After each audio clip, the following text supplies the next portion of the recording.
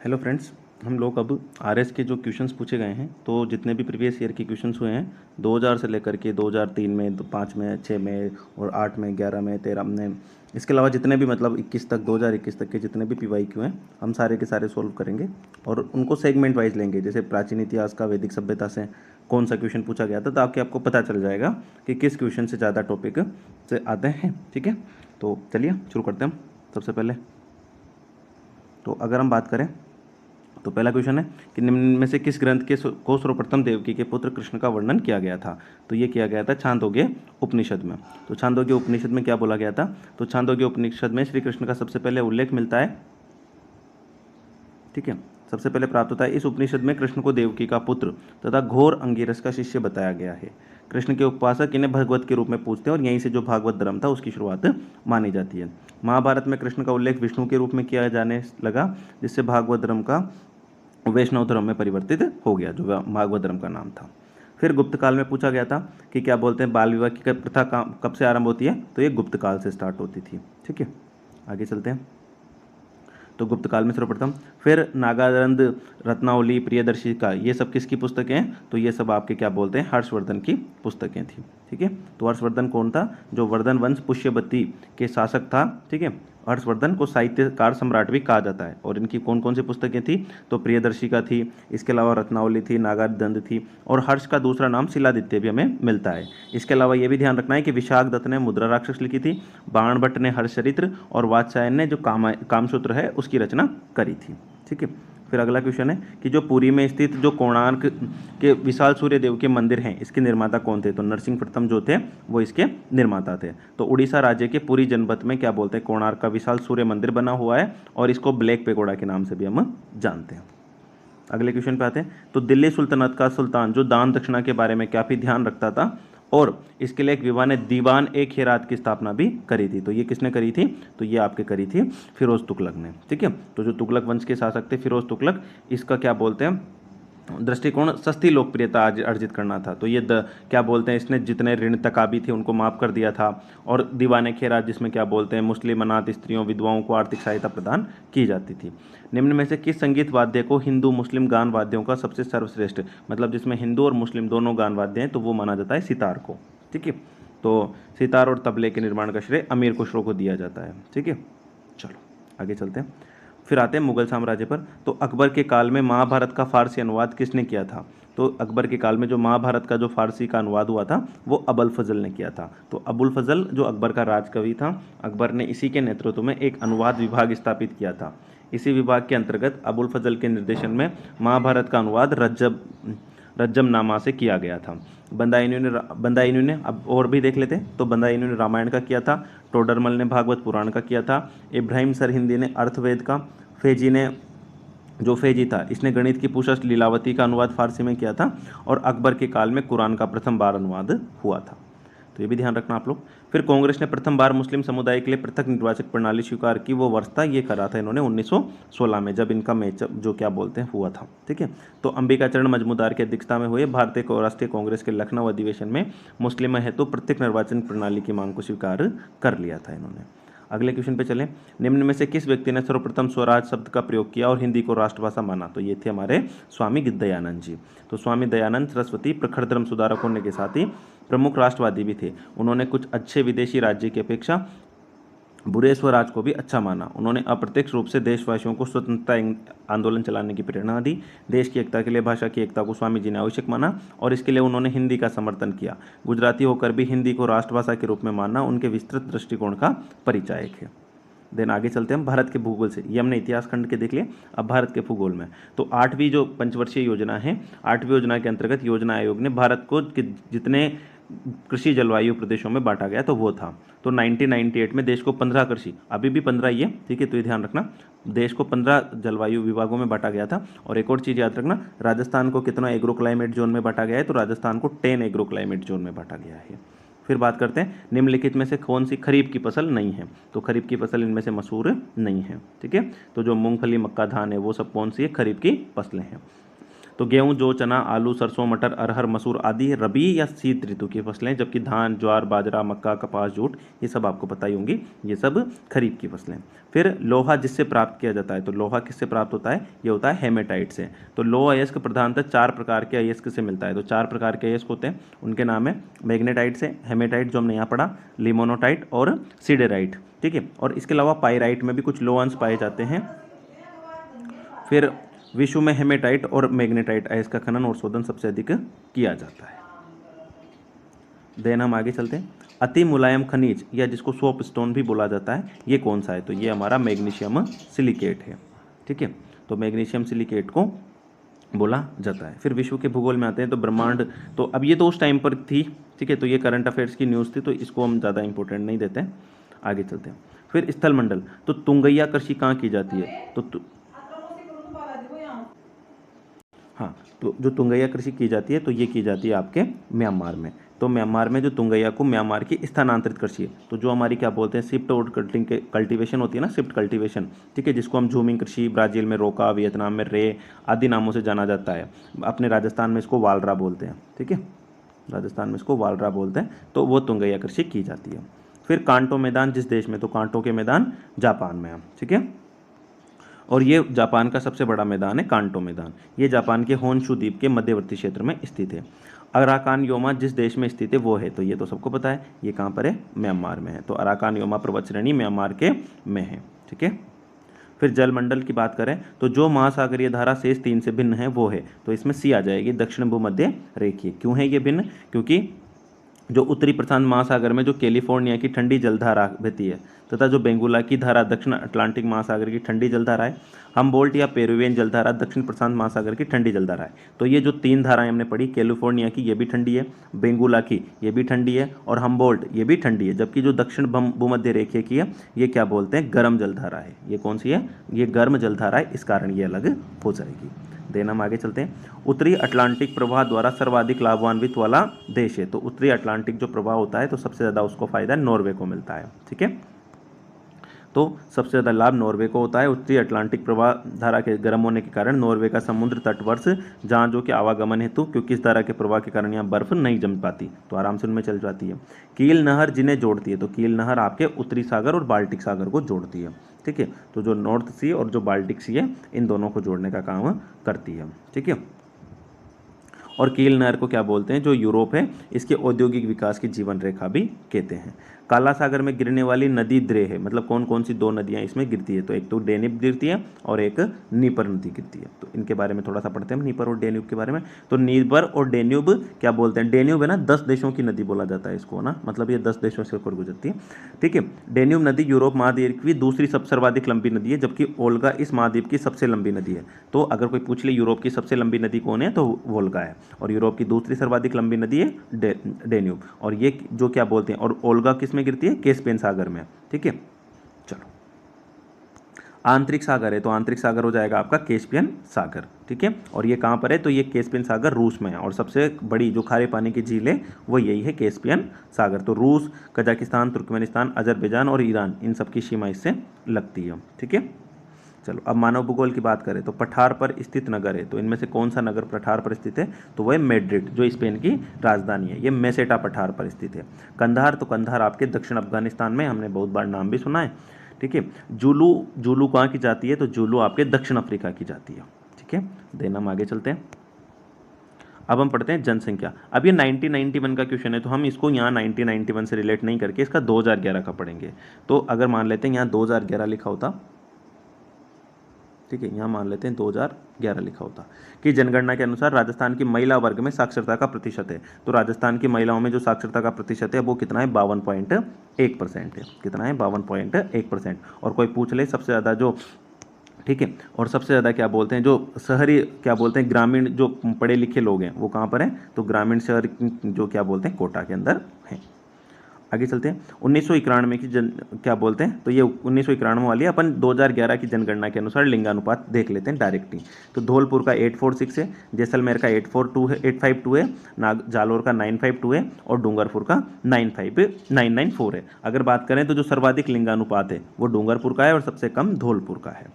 ठीक है, चलो फिर ये 10 की जनसंख्या की बात करते हैं तो अपन अगर 2011 के हिसाब से देखें तो जो राजस्थान की 2001 से 2001 से 2011 के जो जनसंख्या में वृद्धि दर हुई है वो ये 21.3%। कितनी हुई है?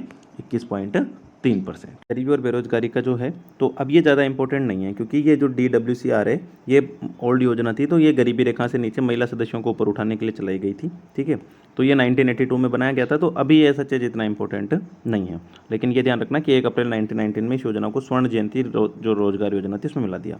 लघु एवं कुटीर उद्योग इसलिए महत्वपूर्ण है क्योंकि ये बहुत रोजगार प्रदान करते हैं, सरकार इनकी सहायता करती है, ये पारंपरिक है, इनका प्रबंधन करना आसान है, तो ये बहुत सारे रोजगार प्रोवाइड कराते हैं, इसलिए ये हमारे लिए ज़रूरी है। ठीक है, तो ये ध्यान रखिएगा आप लघु कुटीर उद्योग। और अभी MSME सेक्टर भी इन्हीं के लिए चल रहा है, तो वो भी थोड़ा सा ध्यान रखना। प्रयोगशाला से खेत तक कार्यक्रम अब सच एज इंपॉर्टेंट नहीं है, 1979 का था। भूमि विकास बैंक किसानों को ऋण उपलब्ध कराता है, तो जो भूमि विकास बैंक होते हैं वो किसानों को ऋण उपलब्ध कम अवधि, मध्यम अवधि, लंबी अवधि, अब केवल भूमि सुधार के लिए, तो वो लंबी अवधि के लिए कराते हैं। तो भूमि विकास बैंक की स्थापना 1929 में मद्रास में की गई थी। इसके बाद देश के अन्य स्थानों पर भी इनकी स्थापना।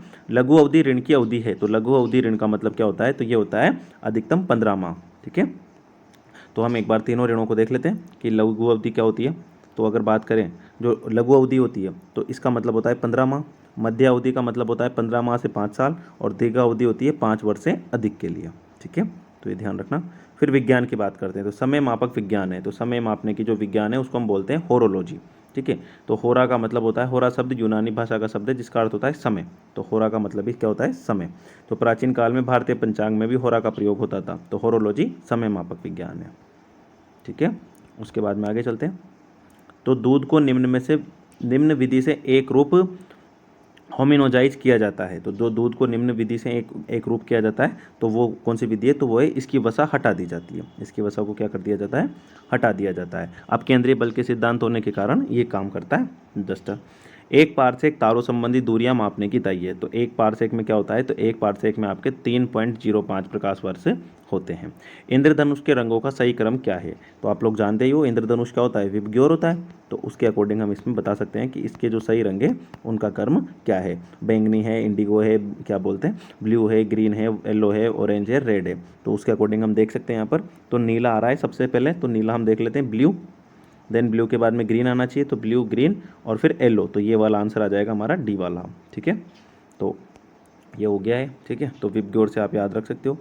फिर एथिल अल्कोहल में निम्न को मिलाकर पीने के अयोग्य बनाया जाता है, तो एथिल अल्कोहल में निम्न को मिलाकर पीने के अयोग्य, तो अगर हम मेथनॉल और पिरिमिडीन को इसमें मिला दें तो ये जहर बन जाता है। ठीक है, तो एथिल अल्कोहल में अगर मेथनॉल और पिरिडीन मिला दें तो ये जहर बन जाता है।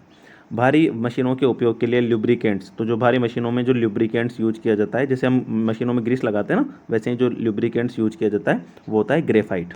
तो ग्रेफाइट का उपयोग स्नेक के रूप में किया जाता है। ग्रेफाइट कार्बन का अपरूप होता है। ग्रेफाइट की संरचना परतीय होती है तथा इनके बीच कमजोर वांडरवाल्स बलों के कारण कार्बन परमाणु आसानी से एक स्थान से दूसरे स्थान तक घूम सकते हैं। आगे चलते हैं। हेलोजन लैंप का तंतु निम्न की मिश्र धातु, तो जो हेलोजन लैंप होता है वो होता है टंगस्टन और ब्रोमीन का, ध्यान रखना ये लोग। तो हेलोजन का जो लैंप का तंतु टंगस्टन का बना होता है, क्वार्ट्ज कैप्सूल के कारण अक्रिय गैस तथा ब्रोमीन गैस में ढका रहता है। अगले की बात करें, यूरो नाम स्वचालित वाहनों से गैस उत्सर्जन की मात्रा की सीमा निश्चित करते हैं, वो गैस है। तो जो यूरो नाम स्वचालित वाहन हैं उनमें CO रहती है, कार्बन मोनोऑक्साइड। जल में कार्बन डाइऑक्साइड प्रवाहित करने पर सोडा वाटर क्या हो जाता है? तो वो अम्लीय प्रकृति का हो जाता है। तो सोडा वाटर कार्बनीकृत जल होता है। जब H2O में उच्च दाब पर कार्बन डाइऑक्साइड गैस प्रवाहित की जाती है तो कार्बनिक अम्ल का निर्माण होता है जो प्रकृति अम्लीय होता है। निम्न में से सम न्यूट्रॉनिक समूह है, तो सम न्यूट्रॉनिक क्या होते हैं? ऐसे तत्व जिनके नाभिक में न्यूट्रॉनों की संख्या समान होती है क्योंकि किंतु द्रव्यमान संख्या भिन्न होती है। न्यूट्रॉनों की संख्या कैसे निकालते हैं हम? तो परमाणु भार में से परमाणु क्रमांक माइनस करने से। तो यहाँ पर अगर C614 में देखेंगे तो 8 है न्यूट्रॉन, और 7 और 915 में देखेंगे तो भी 8 है, और 8O16 में देखेंगे तब भी 8 है। तो इन तीनों में न्यूट्रॉन की संख्या क्या है? 8 है, तो इसलिए इसका आंसर क्या आ जाएगा? डी आ जाएगा। इजी था। लौंग प्राप्त होता है, तो लौंग हमें पुष्पकली से प्राप्त होता है। फिर शरीर में निम्न में से कौन संक्रमण से हमारी रक्षा करता है? तो संक्रमण से हमारी रक्षा WBC करती है। ठीक है, तो जो श्वेत रक्त कणिकाएं होती है तो वो WBC हमारी रक्षा करती है। रक्त का थक्का बनने में फाइब्रिनोजन को फाइब्रिन में के परिवर्तन में सहायक में भाग लेने वाला एंजाइम है थ्रोम्बिन। तो जो प्लाज्मा में उपस्थित घुलनशील फाइब्रिनोजन नामक प्रोटीन को थ्रोम्बिन द्वारा सक्रिय फाइब्रिन अणुओं में बदल दिया जाता है, तो ये ध्यान रखिएगा आप। अगला क्वेश्चन है, एक व्यक्ति जो, अब ये बीमारी है, फेनिल कीटोन्यूरिया रोग से प्रभावित है, निम्न में से किसके पीड़ित होता है, मतलब उसमें कौन सी बीमारी होती है, तो उसमें होता है वक्र का फेल होना। तो जो फेनिल कीटोनिया रोग है इसमें वक्र फेल हो जाता है, ठीक है। और ये फेनिल एलेनाइड ड्राई हाइड्राक्लिसेस की कमी से होती है, तो देख लेना ये। आयोडीन युक्त हार्मोन जो थायरोक्सिन है, तो वो है आपका अमीनो अम्ल। तो आयोडीन युक्त हार्मोन एक अमीनो अम्ल होता है और अम्ल का पीएच 7 से कम होता है, जो कि थायराइड ग्रंथि से स्रावित होता है।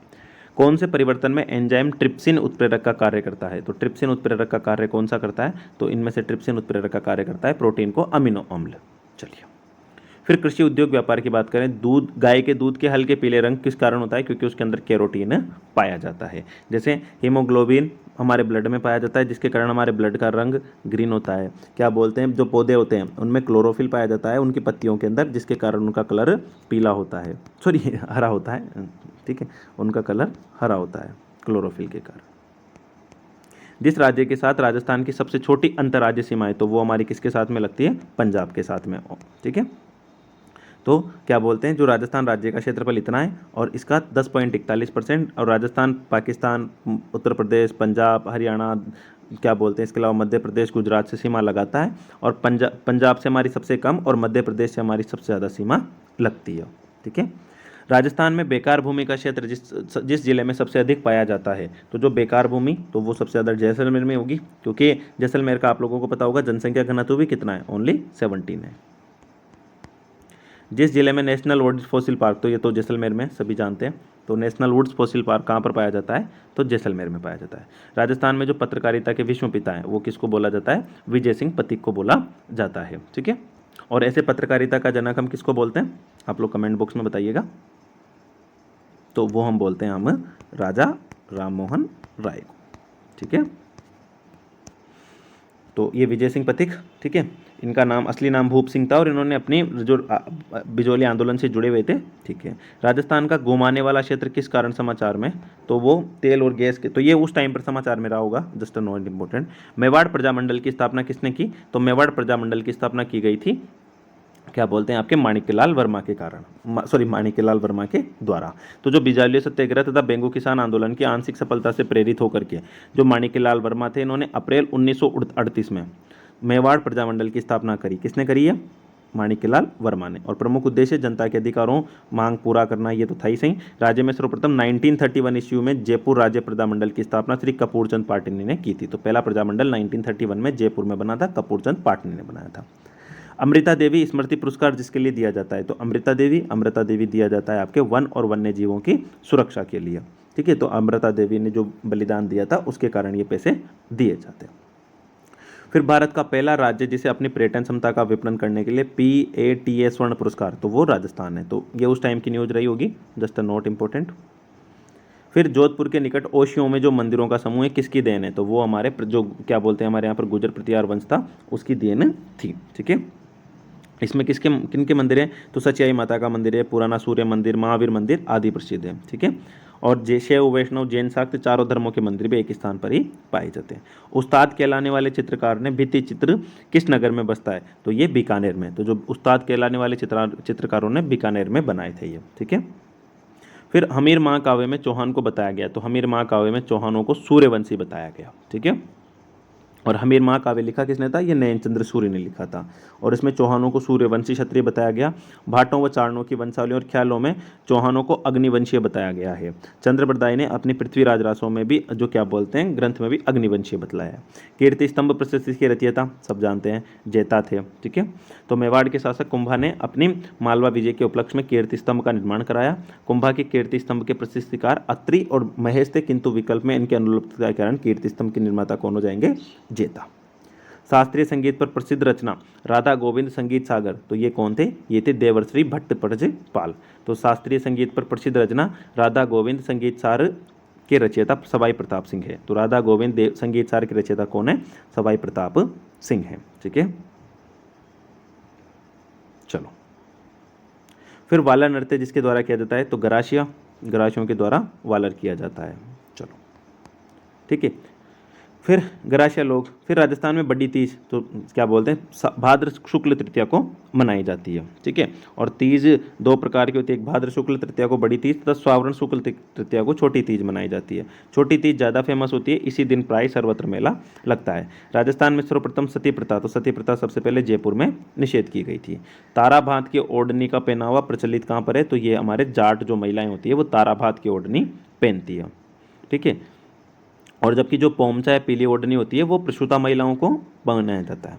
मेवाड़ में रागमाला, रसिक प्रिया, गीत जोबिन जैसे विषयों पर लघु चित्रशैली किस शासक के काल में, तो ये महाराणा अमर सिंह प्रथम जो थे, महाराणा प्रताप के पुत्र जो थे, उनके शासन काल में चरम सीमा पर पहुंच गई थी। चलिए फिर आगे चलते हैं। सहकारी शिक्षा और प्रबंध के लिए संस्था स्थापित, तो ये जयपुर में की गई है। 1978 में राजकोन की स्थापना, तो ये क्या बोलते हैं लघु उद्यमियों को विपणन प्रबंध किए व तकनीकी मदद के लिए करी गई थी। निम्नलिखित नदियों में से कौन सी नदी कोटा जिले में नहीं है, तो आहू, परबण, निबाज, पिपलाज, तो इसमें से पिपलाज नहीं है, ठीक है। तो हम ये ध्यान रखेंगे। तो जब कोटा में कौन सी नदियां प्रवाहित होती है, चंबल, काली सिंध, पार्वती, आहू, परबण, निबाज, जयपुर जनपद में बाणगंगा, बांडी, डूंड, मोरेल, साबी, डाई, सखा, मासी, ये सारी नदियां प्रवाहित होती है। किसका निर्यात राजस्थान से नहीं किया जाता, तो राजस्थान का अधिकांश भाग रेगिस्तानी होने के कारण खाद्यान्न होता है वो हम बहुत कम करते हैं। राजस्थान जनजाति क्षेत्रीय विकास परिसंघ, तो ये अब इतना इंपॉर्टेंट नहीं है क्योंकि इसका वो काफ़ी ओल्ड टाइम की बात है। माधो सागर बांध, तो ये हमारे क्या बोलते हैं दौसा जिले में है।